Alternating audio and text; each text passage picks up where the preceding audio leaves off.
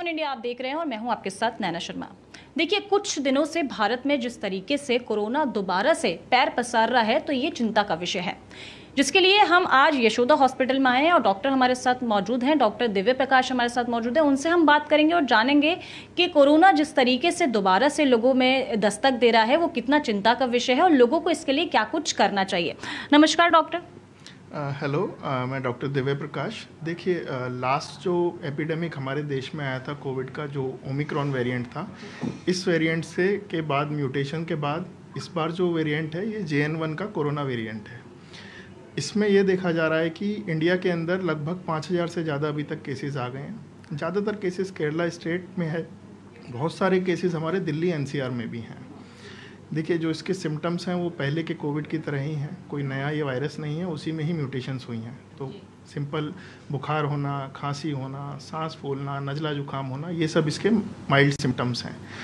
लोगों को ये ध्यान रखना है जिनको कोमॉर्बिडिटीज़ हैं ऑलरेडी, या बच्चों में ये घातक हो सकता है, तो उन लोगों को विशेष इसमें ध्यान रखना है। इवन जो डेथ्स हैं वो भी उन्हीं लोगों में हो रही हैं जिनको कोमॉर्बिडिटीज़ ज़्यादा हैं या जो ऑलरेडी किसी ना किसी बीमारी से ऑलरेडी ग्रस्त हैं। ठीक है डॉक्टर, पहले जो कोरोना लोगों को हुआ था वो इस लेवल पर चला गया था लोगों के साथ कि लोग सरवाइव नहीं कर पा रहे थे लाइफ में, लेकिन अभी बताया जा रहा है कि जो अब वेरिएंट जो है वो पहले से कितना अलग है, क्या क्या डिफरेंस दोनों वेरिएंट में, और अभी लोगों को उतनी ही चिंता करने की ज़रूरत है? क्या लॉकडाउन जैसी स्थिति दोबारा हो सकती है? देखिए, ये वाला जो वेरिएंट देखा जा रहा है इसमें स्प्रेड ये ज़्यादा हो रहा है, कम्युनिकेबिलिटी ज़्यादा है, बट जो इसकी घातकता है वो थोड़ी कम है।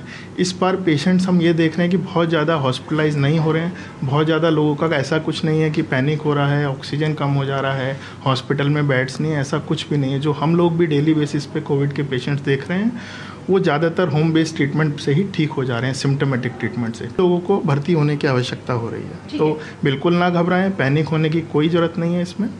इस बात में कितना सच है कि ये वाला जो वेरिएंट है बच्चों पे बहुत ज़्यादा अटैक कर रहा है, जबकि पहले ये बोला जा रहा था कि जो बच्चे उनके इम्यून पावर जो है बहुत अच्छा होता है तो बच्चे उससे थोड़ा बच रहे थे, लेकिन इस बार अभी देखा गया है कि एक बच्चे की 5 साल के बच्चे की मौत भी हो गई है कोरोना से।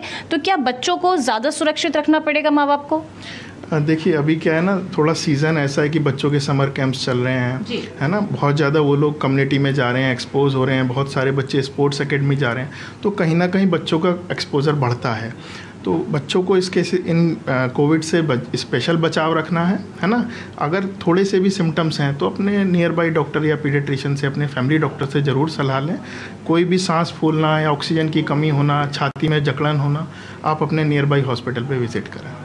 ठीक है, यहाँ पर आपके पास अभी तक कितने कोविड केस आ चुके हैं, लोगों को कितना परेशानी आप देख चुके हैं, या यहाँ पे एडमिशन हो चुके हैं कोविड केसेस? देखिए, हम सब लोगों का ये कोविड टेस्ट नहीं करा रहे हैं, हम उसी का करा रहे हैं जिसकी फैमिली में ऑलरेडी कोई ना कोई कोमॉर्बिडिटीज़ वाले पेशेंट्स हैं, क्योंकि होगा क्या कि घर का एक फैमिली मेम्बर सबको कर देगा, है ना। तो कुछ ही लोगों का हम लोग ये टेस्ट करा रहे हैं। ये कुछ टाइम बाद मेरे ख्याल से नॉर्मल फ्लू की तरह ही है, कोई ज़्यादा इसमें सिम्टम्स नहीं है।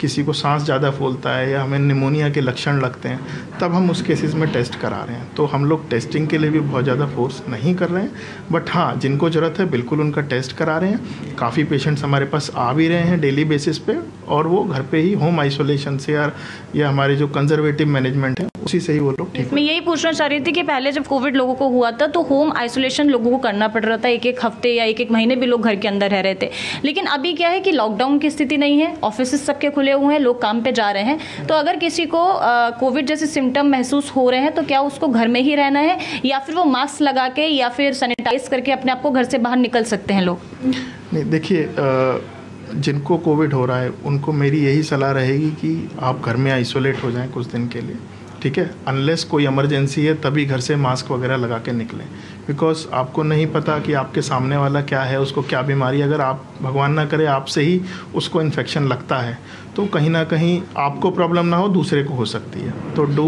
डू नो हार्म, किसी और को हार्म ना करें, कुछ दिन के लिए आइसोलेट हो जाएं।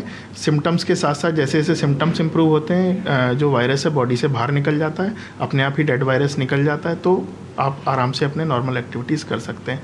जो प्रिकॉशंस हैं वो पहले की तरह वही रहेगा, 2 गज की दूरी, proper hand washing, use of sanitiser, mask का यूज़ करें। एक सवाल मैं और आपसे पूछना चाहूँगी, जो वैक्सीनेशन जो हुआ है लोगों के, तो जो आखिरी वैक्सीन जो लोगों के लगी है उससे भी कई लोगों को दिक्कत हुई, जैसे हार्ट अटैक की लोगों में ये देखने को मिला कि जो वैक्सीन लगी उससे हार्ट अटैक लोगों को हुआ है। क्या इस बात में सच्चाई है कि वैक्सीन से लोगों को हार्ट अटैक की दिक्कत हुई है? देखिए, ये कहना बड़ा मुश्किल होगा हमारे लिए कि हाँ वैक्सीन से ही हार्ट अटैक्स आए हैं, बट कहीं ना कहीं कोविड ने प्रॉपर नॉट वैक्सीन कोविड की वजह से काफ़ी लोगों को बाद में अभी तक भी दिक्कतें आ रही हैं। ठीक है, इस बार गवर्नमेंट की कोई ऐसी रिकमेंडेशन नहीं है कि मास लेवल पे कोविड वैक्सीनेशन किया जा रहा है, और जो वैक्सीनेशन होती हैं नॉर्मली जो लास्ट ईयर हुई थी, तो वो कहीं ना कहीं एंटीबॉडीज़ 1 ईयर तक ही बॉडी में रहती हैं। उसके बाद कहीं ना कहीं वो जो वैक्सीन्स लगी थी उनके इफ़ेक्ट्स वीन ऑफ होने लगते हैं बॉडी से। तो अभी कोई ऐसा हम लोग वैक्सीनेशन नहीं कर रहे हैं कोविड के लिए। एक आखिरी सवाल के साथ ख़त्म करेंगे कि क्योंकि कोविड के अलावा भी इस वक्त बहुत सारी बीमारियां जो हैं लोगों को हैं, जैसे फ्लू बहुत चल रहा है, खांसी जुकाम लोगों को बहुत चल रहा है, इम्यूनिटी पावर लोगों की बहुत कम हो गई है, तो किस तरीके का खान पान लोगों को रखना है, डाइट में क्या शामिल कर सकते हैं जिससे कि आपका इम्यून सिस्टम अच्छा रहे और कोविड से भी आप बचे रहें? देखिए, obviously healthy foods, vegetable fruits, vitamin C rich food, ये सब चीज़ हमें खानी चाहिए। जंक फूड अवॉइड करना है, कोल्ड ड्रिंक्स, कोका कोला, ये सब चीज़ें मैं अपनी तरफ से तो अवॉइड ही करूँगा कि ये सब ना लें। कहीं ना कहीं ये हमारे गले को ख़राब करती हैं, और जो नॉर्मल फ्लू इन्फेक्शंस हैं वो उसके सिम्टम्स और कोविड के सिम्टम्स या फिर गले ख़राब होने के सिम्टम्स सब कहीं ना कहीं एक दूसरे से मैच करते हैं। तो एज ए प्राइमरी लेवल हमारे लिए भी बड़ा डिफ़िकल्ट हो जाता है जब पेशेंट पूछता है कि जी कोविड तो नहीं है, तो कहीं ना कहीं हमें फिर लिखना पड़ जाता है उसको टेस्टिंग की भैया करा लो तो पता लग जाएगा।